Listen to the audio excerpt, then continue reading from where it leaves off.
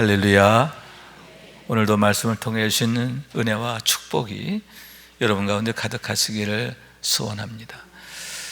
지난주에 이어서 오늘 예수님의 비유, 탕자의 비유에 대해서 함께 말씀을 나누려고 하는데, 지난주의 말씀이 1막에 해당한다면 오늘의 말씀은 제2막에 해당하고, 또 1막의 주인공이 둘째 아들이라고 한다면 오늘의 말씀에는 맏아들이 그 주인공이다, 이렇게 얘기할 수가 있는 거죠. 지난 1막 마지막 장면이죠. 둘째 아들이 스스로 뉘우쳐 돌아오게 되었을 때 아버지께서는 너무나 기뻐하여 살진 송아지를 잡아 잔치를 벌이게 되었고, 그 풍악 소리가, 그 잔치 소리가, 그 노래하는 소리가 온 동네에 가득하게 되었음을 보게 되는 거예요. 마침 맏아들이 들에서 일을 하다가 집에 돌아오게 되는데, 집에서부터 들리는 그 소리로 인하여 그가 매우 의아하여 한 종을 불러 이유를 묻게 되는 거예요. 왜냐하면 아침에 나올 때까지만 해도 아버지가 여전하셨어요. 여전히 슬퍼하셨고 여전히 마음이 많이 어려워하셨는데, 어떻게 이러한 잔치가 우리 집에서 벌어질 수 있는지 이해할 수 없는 너무나 의아한 일이었기 때문인 거예요. 그래서 여차여차 내용을 알게 되는 거죠. 아, 동생이 돌아왔구나. 그러므로 해서 아버지가 너무너무 기뻐하시며 이렇게 살진 송아지를 잡아 잔치를 벌이시는구나. 여러분, 얼마나 기쁜 일이고 얼마나 감사한 일이고 얼마나 좋은 일입니까? 아버지께서 그동안 동생으로 인하여 얼마나 어려워하셨는지 그것을 아는 이만큼 맏아들로서 정말 기뻐하고 즉시 달려들어가서 함께 아버지의 기쁨에 동참할 일이 아닌가 하는 얘기인 거죠.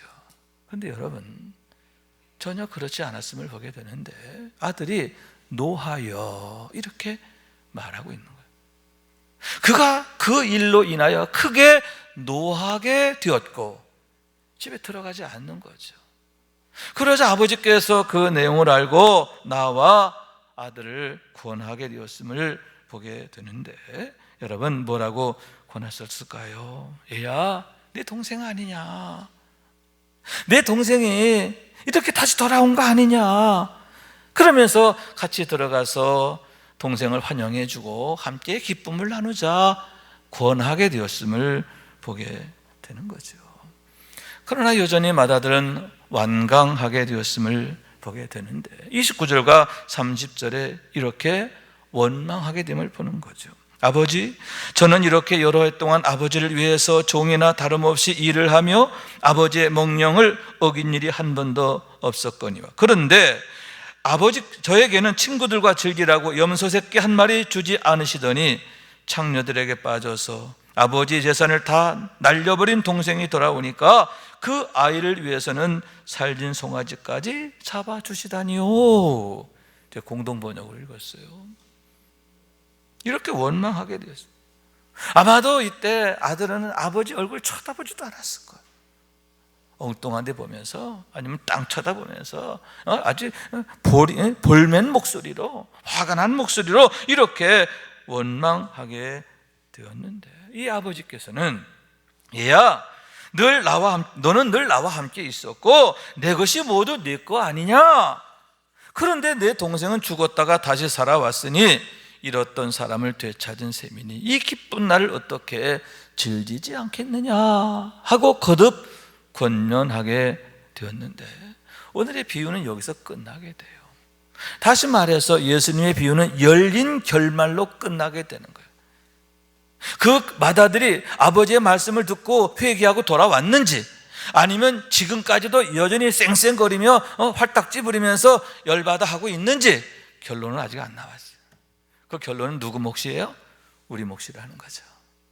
다시 말해서 이런 결론을 통해서 주님께서는 당시 유대 백성들에게, 그리고 지금 이 시간 이 말씀을 듣는 우리들에게 아버지의 말씀을 듣고 돌이켜 아버지께로 돌아가서, 아멘, 아버지의 기쁨에 함께 참여하는 자가 되기를 원하시는, 우리 하나님의 마음, 우리 주님의 마음을 여기에서 나타내고 있다라고 하는 말씀인 거예요. 그러면 여러분, 왜 그처럼 맏아들은 노하게 되고 아버지에 대하여 원망을 품게 되었는가 하는데, 다음에 두 가지가 문제가 되었음을, 문제의 원인이 되었음을 보게 되는 겁니다. 첫째는 아버지의 마음을 제대로 알지 못하였기 때문이다 하는데, 아버지의 사랑을 몰랐다는 거죠. 아버지의 마음을 모르니까 그 사랑을 모르는 거예요.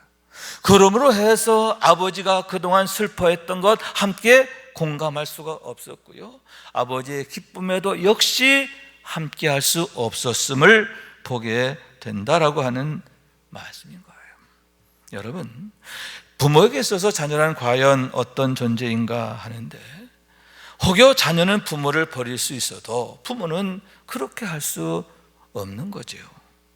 어떤 경우에도 자녀는 포기가 되지 않는 존재다, 이렇게 말할 수 있는 거예요.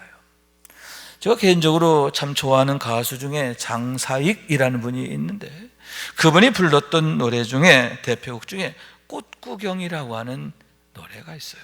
이런 가사입니다. 어머니 꽃구경 가요. 제 등에 업히어 꽃구경 가요. 세상이 온통 꽃핀 봄날 어머니는 좋아라고 아들 등에 업혔네. 마을을 지나고 들을 지나고 산자락에 휘감겨 숲길이 짙어지자 아이쿠머니나 어머니는 그만 말을 잃었네. 봄 구경 꽃 구경 눈 감아 버리더니 한 움큼 한 움큼 솔잎을 따서 가는 길바닥에 뿌리며 가네. 어머니 지금 뭐 하시나요? 꽃 구경은 안 하시고 뭐 하시나요? 솔잎은 뿌려서 뭐 하시나요? 아들아, 아들아, 내 아들아, 너 혼자 돌아갈 길 걱정이구나. 산길 잃고 헤맬까 걱정이구나. 이게 노래 가사예요. 여러분 느끼셨다시피 가슴 저리도록 슬픈 그런 이야기인데, 고려장에 얽힌 얘기지요.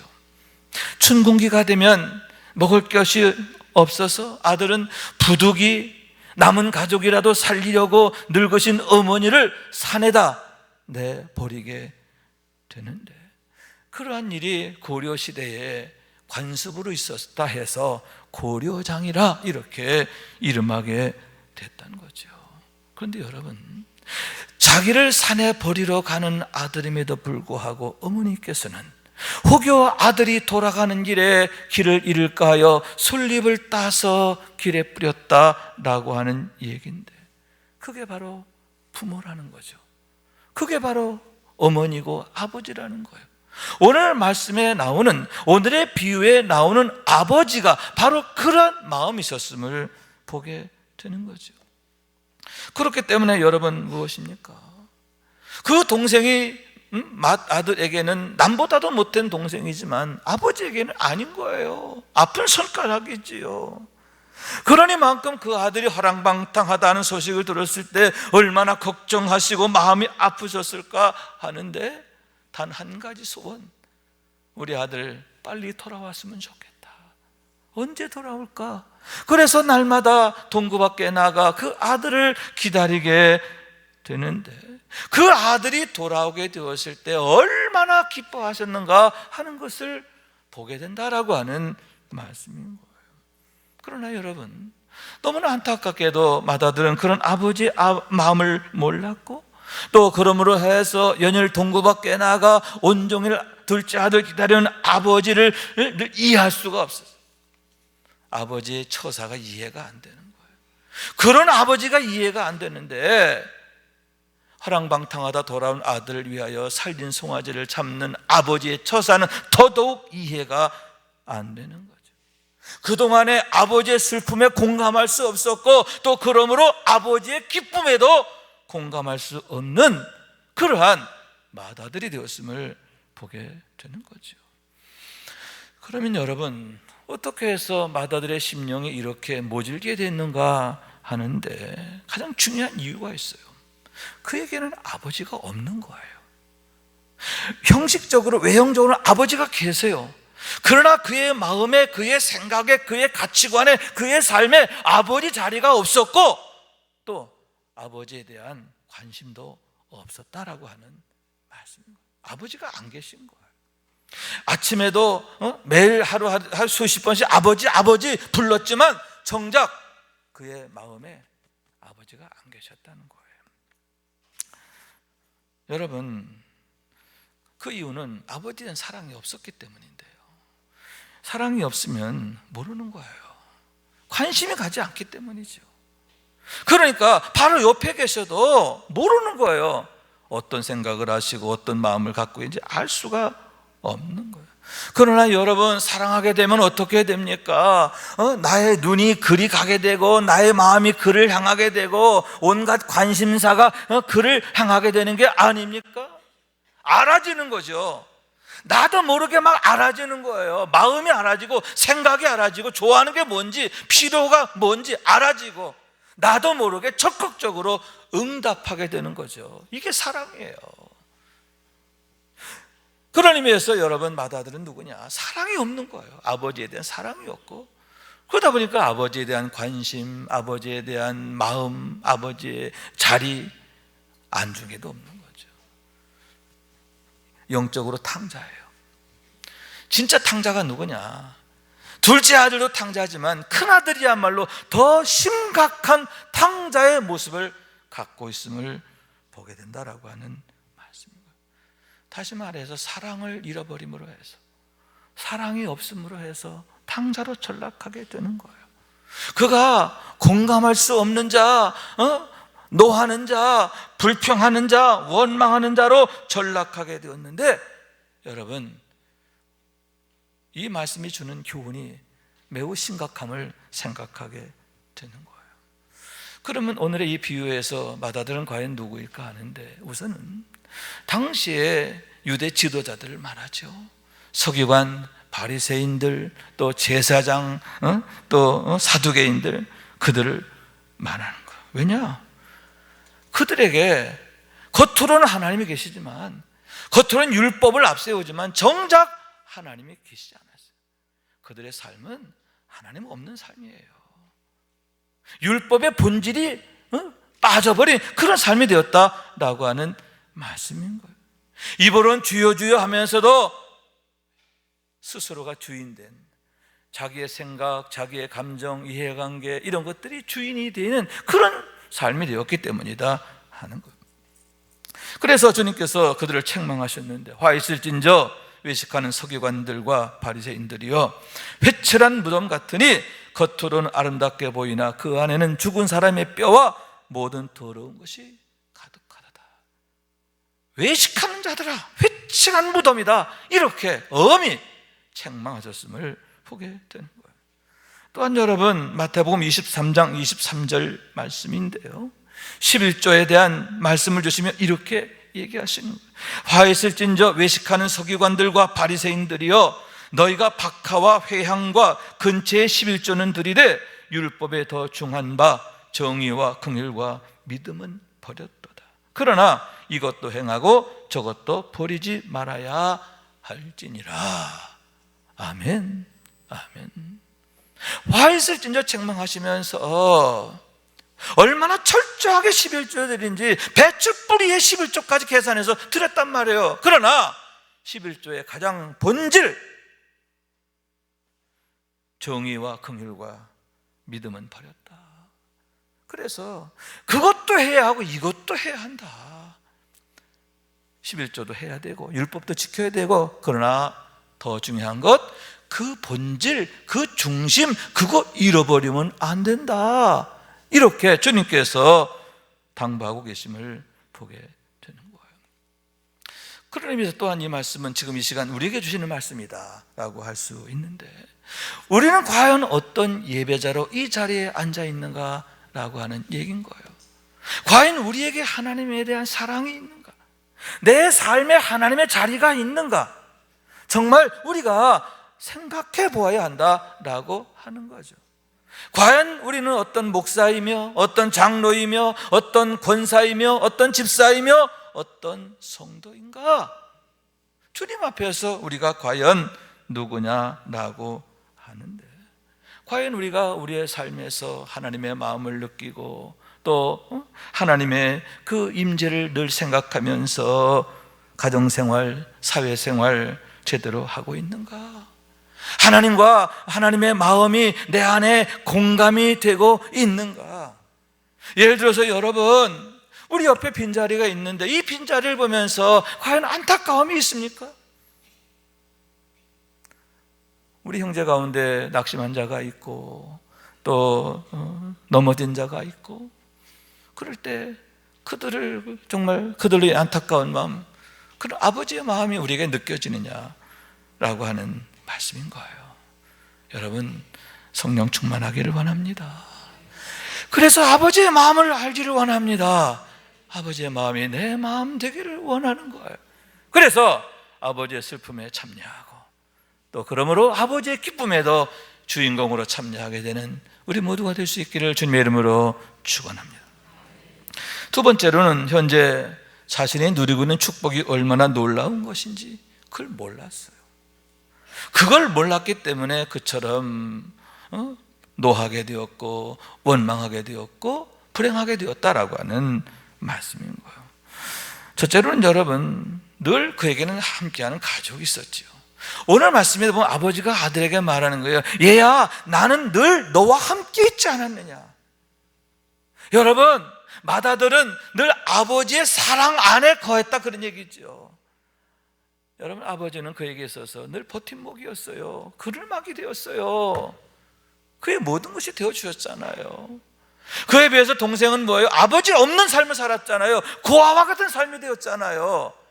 어떻게 아버지의 사랑 안에 거하는 삶을 고아의 삶과 비교할 수 있냐는 말인 거죠. 아버지가 나는 너와 함께 있었어. 여러분, 아버지뿐만 아니죠. 어머니 사랑 얼마나 많이 받았을까요? 맏아들이니만큼 어머니의 그 사랑도 각별했을 것인데 계란 후라이 하나라도 더 얹어줬을 거예요. 이 밥상에 이제 맏아들의 그 이 밥그릇에는 다른 형제들 모르게 엄마가 계란 후라이 하나 더 해가지고 그 안에 묻어주는 거죠. 그죠? 이게 맏아들이에요. 이게 맏아들의 권세예요. 그런데 이 맏아들은 그걸 모르는 거예요. 아버지의 사랑 안에 거하는 것, 늘 아버지와 함께 거하는 것, 그것이 얼마나 축복이고 얼마나 귀한 것이고 얼마나 감사한 것인지 몰랐다는 거예요. 두 번째는 뭘 몰랐느냐? 물려받을 재산이 얼마나 엄청나요. 그죠? 여러분, 당시 관습에 의하면 아버지 재산 3분의 2가 맏아들 몫이에요. 그러니까 어쩌면 아버지의 재산 거의 전부가 장차 아버지 돌아가시면 맏아들 것이 된다, 그런 얘기죠. 재산만 물려집니까? 그동안 아버지가 쌓아왔던 명망, 인프라, 인간관계, 여러분 사회적 관계 그대로 상속되잖아요. 어쩌면 이 맏아들은요, 동네 나가면 사람들이 다들 이렇게 우러러봤을 거예요. 왜? 맏아들이니까. 아버지가 유명하셨고 아버지가 존경받으셨고 훌륭하셨으니까 아버지 때문에 그 아들 역시 영광을 얻는 거죠. 그 영광을 맏아들이 거의 독점하는 거 아닙니까? 얼마나 엄청난 거예요. 그럼에도 그는 깨닫지 못하고 뭐라고 그래요? 아버지, 나한테는 염소 새끼 한 마리도 안 주시더니. 여러분, 남들 모두가 부러워하는 그 모든 축복들 염소 새끼 한 마리와 비교할 수 있습니까? 그런데 그 모든 것을 염소 새끼 한 마리만 또 못하게 생각하는 이런 정말 한심한 인생, 안타까운 인생, 이 맏아들의 모습이에요. 그런데 여러분, 이런 모습 우리들도 있잖아요. 우리야말로 얼마나 감사해요. 하나님의 은혜잖아요. 하나님의 축복이잖아요. 그런데 늘 뭐 그렇게 불만이 많고 뭘 그렇게 못마땅하고 뭘 그렇게 또 그냥 그런지 늘 그냥 감사합니다 감사합니다 하기보다는 입 나와 있어가지고, 그죠? 기쁨이 없고 그냥 매축겠다고나 하고 맏아들과 다를 바 없는 거죠. 다를 바 없는 거예요. 타워 페니스에 살면서 그지같이 사는 거예요. 그래서 하나님께서 이스라엘 백성에게 주신 말씀이 세 가지예요. 첫째, 여호와를 기억하라. 두 번째, 받은 은혜를 세워봐라. 받은 복을 세워봐라. 세 번째, 그로 인하여 감사하라.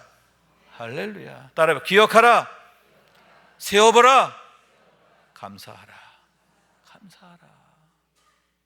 왜 하나님께서 절기와 규례를 절기를 정하셨느냐? 왜 유월절 지키게 하시고 맥주를 지키게 하시고 수장절을 지키게 하시고 또 자자손손 지키게 하셨느냐? 그 목적이 거기 있는 거죠.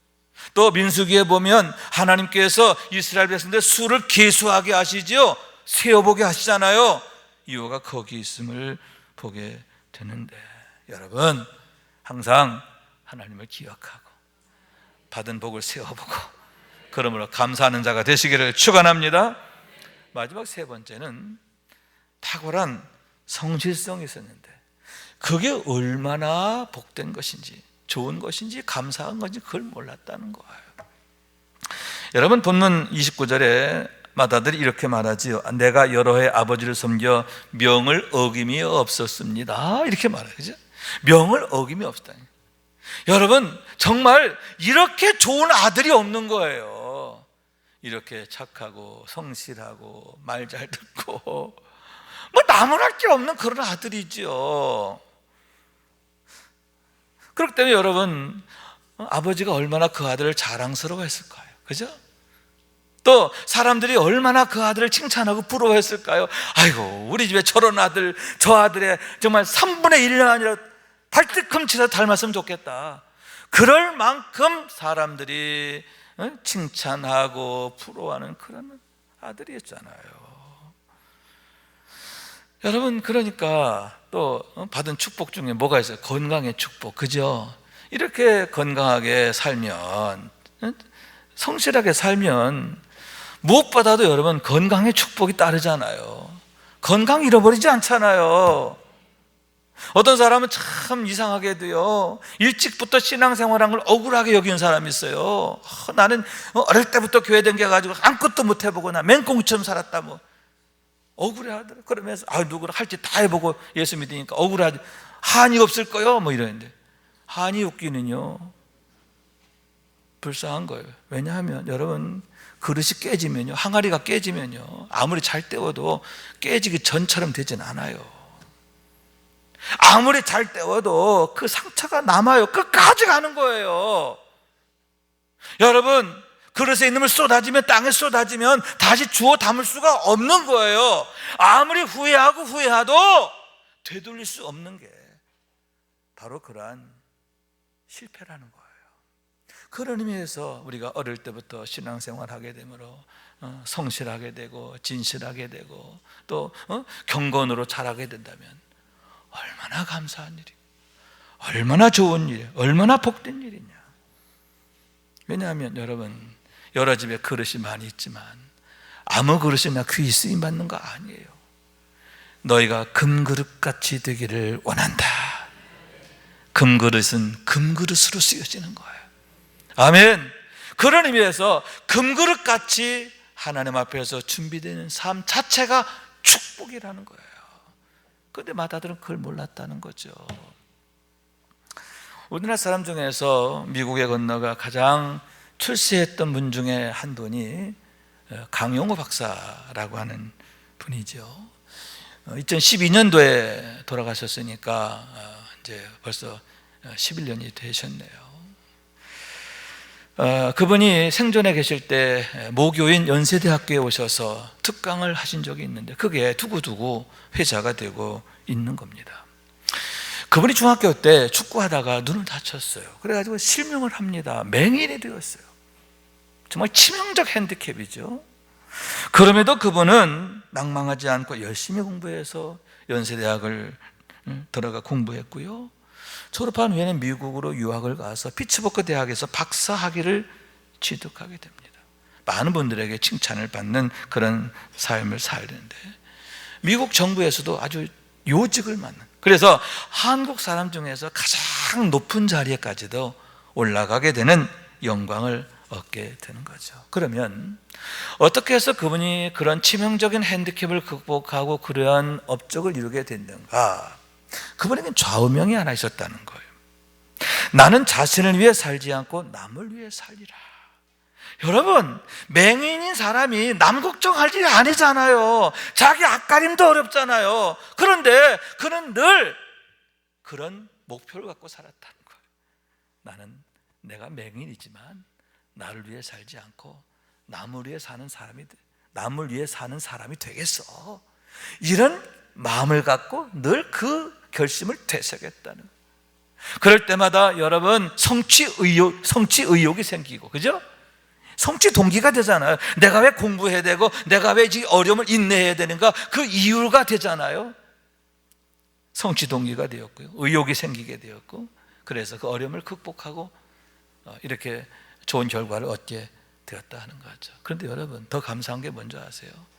그런 아버지의 가치관, 아버지의 삶이 그 아들에게도 이어지게 됐다는 거예요.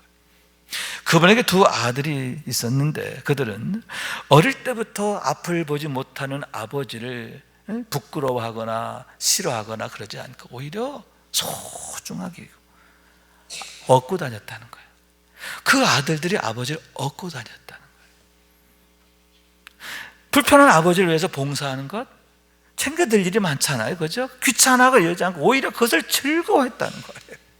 그러면서 한 발 더 나아가 아버지와 같은 장애를 갖고 있는 다른 사람들을 돕기 위해서 늘 어렸을 때부터 섬기는 삶, 봉사하는 삶을 살게 되었는데, 그러한 가치관과 그의 삶의 방식이 그들의 인품을 건강하게 하고 훌륭한 사람들로 성장하게 했다.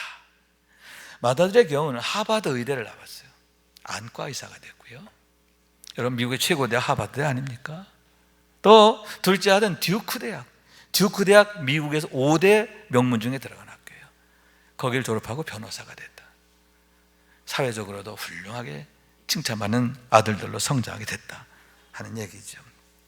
여러분, 예수님께서 비유를 말씀하시면서 결론을 내지 않았잖아요.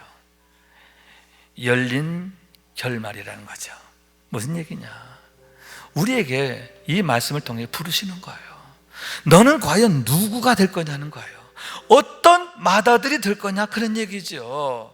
아버지의 말씀을 듣고 회개하고 돌아와서 아버지, 내가 아버지의 슬픔에 참여하지 못한 거 죄송합니다, 통곡하면서 회개하고, 그러므로 아버지의 기쁨에 함께하는, 아버지의 마음을 알고 아버지의 기쁨에 함께하고 이제는 아버지를 위해서 사는 그런 인생이 될 것인가, 아니면 여전히 퉁퉁거리고 삐딱선을 타고 계속 어그러진 불행의 삶을 살 것인가, 우리에게 묻고 계신 거예요. 그러면서 여러분, 저와 여러분을 그 은혜의 자리로 부르시는 줄로 믿습니다.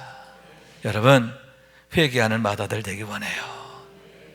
아버지의 마음을 아는 맏아들 되기 원해요.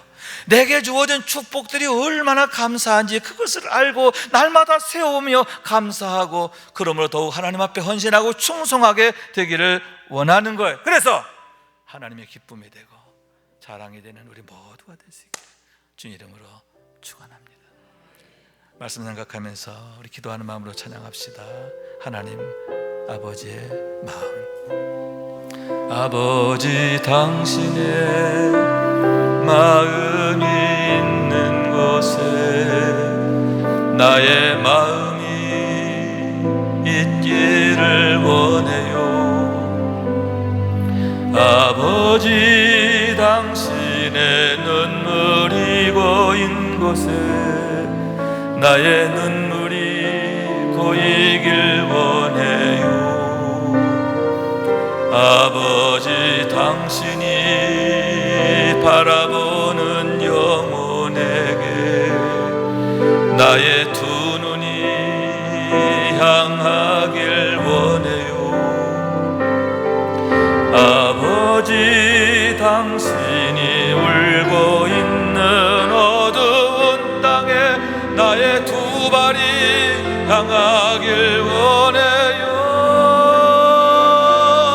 나의 마음이 아버지의 마음 알아.